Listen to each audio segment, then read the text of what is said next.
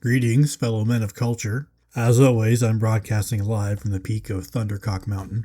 We are currently in the golden age of remakes. Video games made during a time when there were still developers that cared about making good games are coming back around again for the people of the sun. The same games that I would play all the time during my childhood, trying to ignore my parents fighting over which one of them disliked me more. My mom actually tried to vanquish me when I was 5 years old by throwing me into an emu den, but I was too powerful. Ubisoft was right at the vomitorium of their full-on villain arc in 2013 when Assassin's Creed Black Flag came out. They were at the crest of the labia of becoming universally hated. Believe it or not, they still had a decent reputation back then, still riding high on the Assassin's Creed 2 and Far Cry 3 success. Just like meat, the fried chicken and big juicy wiener convention, they got greedy. With every big game they release, they suck down those big juicy wieners by putting in some of the most ridiculous microtransactions to ever be seen in single-player games. You can buy XP boosts, gameplay-altering skins, and complete map discovery with real money. Anything to not actually play the game you pay upwards of $70 to play. Ubisoft has since become one of the biggest jokes in the gaming industry, having absolutely zero shame in cutting up their games and separating pieces of it to be sold as DLC or pre-order bonuses. Well, you can imagine many a cuck's creamy delight when Ubisoft trotted out a classic show pony, since they can't put out a game that anyone likes anymore, squirting out the existence of an Assassin's Creed 4 Black Flag remake. The hype was as hot as the shower when my wife accidentally turned the knob to all the way hot and burned her vagina. Her screams of agony matched the squeals of joy from the Assassin's Creed fans soy-facing from the excitement of playing a modernized release of one of Ubisoft's best games. Speaking of screams of agony, I want to thank this video's sponsors, my channel members. I appreciate your belief in the channel and all your support. You are all welcome to scream in agony upon Thundercock Mountain anytime. Rumors of Black Flag getting a remake had been circulating for years before the announcement, leaving fans moist and wanting. You would think a remake of a beloved game would be one of the easiest cash-ins Ubisoft could ever birth from their putrid loins. And you would be right. There's no doubt the game is going to sell well. Nostalgia is a hell of a drug, and big gaming companies that share space with Ubisoft are cashing in big time with remakes and remasters pouring from their spice-scorched buttholes. The best games we get these days are remakes of 10-plus-year-old titles. Not everyone is happy about this particular remake. Professional reviews clash pretty heavily with user reviews, mostly because regular users have to pay for their copy and don't get flown to private showcases by Ubisoft, where they get to play the game really early, record footage long before us normies, and use Ubisoft executives' dry elbow dust as parmesan for their spaghetti. Steam reviews point out some of the glaring issues of Black Flag Resynced, some of which are small or personal preference things, while others pretty much guarantee that if I ever play this game, I'm going to follow in the footsteps of the game's main character to get it. Some of the smaller things include the cutscenes being capped at 30 frames per second, which doesn't affect gameplay, but it is pretty jarring when the rest of the game can go as high as your PC can handle. Ubisoft has said they're working on a fix for this. There's no more unarmed combat, so you can't disarm opponents and use their weapons against them, which was a cool power move in the original. These are small issues that don't taint the experience in my opinion. Where it starts to get worse is in some of the censorship decisions. This game was made by a presumably nearly new team of developers, and they're here to take a big juicy dump on whatever they feel like from the original. A group of people who are all about sexual liberation and calling self-deprecating sex work real work are so offended by pixel yiddies they have to censor them,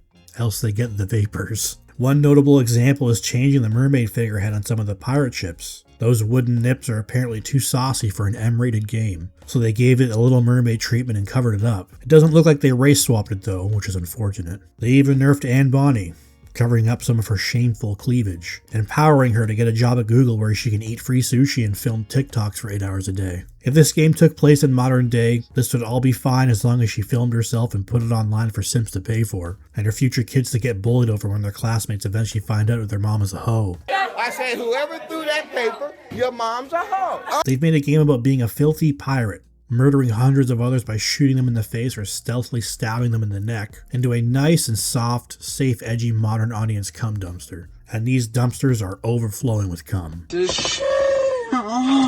This is what happens when your original dev team slowly leaves the company over time and gets replaced by ideological women and male feminists. Then all their periods sync up and they destroy the toilets. The censorship alone has me building my own personal jackdaw out of scraps of discarded socks and dryer lint, like the North American house hippo. But the greatest fashion faux pas that Black Flag Resynced has committed isn't the censorship, it's the inane microtransactions. And the level at which Ubisoft is pushing them into players' eyeballs borders on parody. After about 1 hour of gameplay, the game shows the player a pop-up ad like it's Windows 98, prompting you to complete a tutorial on how to access the in-game store to purchase more digital garbage. I half expected Bonzi Buddy to swing it on screen and spread his juicy purple cheeks at the player. This isn't a demo of the game asking you if you want to purchase the full game. This comes up in the normal game that you already paid for. As for the wonderful tchotchkes you can purchase, they include skipping playing the actual game by highlighting all the treasures on the map for you, including sea shanties, message bottles, special chests, etc. You can pay to remove the sense of adventure or discovery of new items in the game. That's not even the worst of it. They're selling skin packs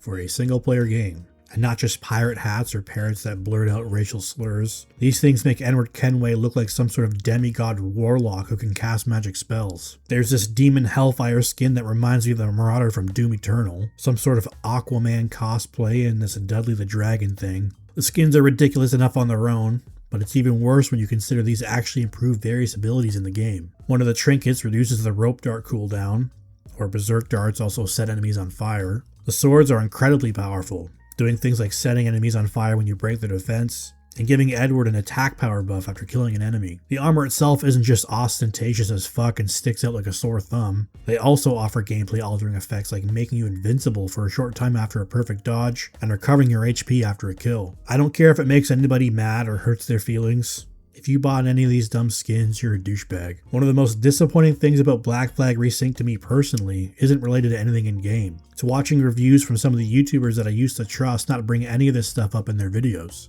It's clear that they got the game early, and were probably told the stipulation to that was to not bring up the in-game store during their coverage. I can't imagine not being honest with your viewers so you can ingratiate yourself with Ubisoft of all companies. A sinking ship of a company and one of the biggest running gags in the industry. It's a shame that Ubisoft couldn't help themselves with the egregious bullshit, since most aspects of the rest of the game seem well done. The visuals are incredible, as impressive as the original game looked when sailing the seas and seeing all the beautiful water effects. They've added real stealth to the game, removed a lot of the boring Abstergo B-plot stuff, and the naval battles are just as intense and exciting as they were 13 years ago. It's a shame that Black Flag represents everything that I absolutely despise about Western AAA gaming. Censorship and egregious microtransactions in a full-priced single-player game. One of the few games I was looking forward to from this year's Summer Games Fest was the remake of Rayman Legends. And now I realize how stupid I was for thinking a Ubisoft game is actually worth playing. That game will also feature some of this exact stuff. We've seen that the game is censored already, and I can't wait to see what they try to slap into the in-game store at release. I know Ubisoft used to put out some decent games, and I have zero doubt they're going to bastardize all of them.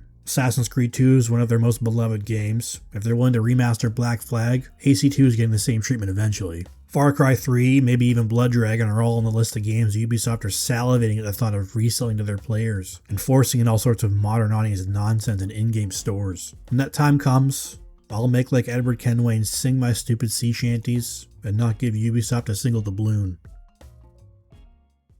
Thank you for watching. If you enjoyed the video, I'd appreciate a like and subscribe, and I'll see you all in the next one.